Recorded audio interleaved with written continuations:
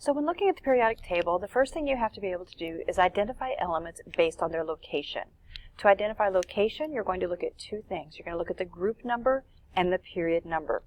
So the groups are the columns going up and down. Group 1, Group 2, all the way to Group 18. This number that I've circled at the top of the box indicates the group number. Now groups are sometimes called families because they have similar properties. So for example, Group 16 is referred to as the oxygen family. These elements are similar in some way. Anything in Group 1 is going to be similar. Periods go side to side. So as we look at the rows on the periodic table, you see how I wrote the word period. And one of those things that we always think is like we write a sentence, we put a period at the end of the sentence going side to side. There are a total of 7 periods, so the number on the left-hand side indicates the period number. Be careful with 1, 2, and 3 because it skips an area.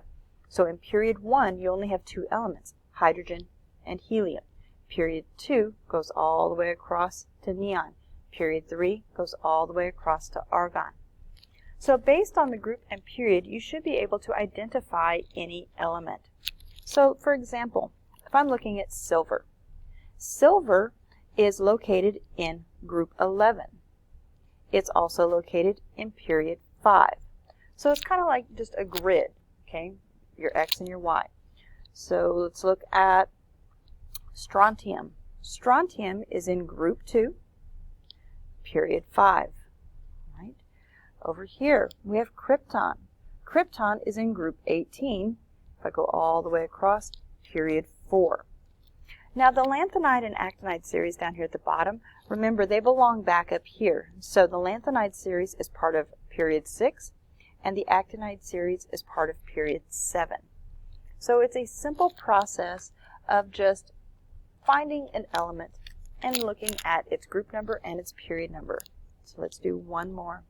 So let's look at indium. So here's indium. Okay. Indium is in group 13 and it's in period 5. Right? So in your assignment, that's what you're going to be practicing today, identifying groups and periods.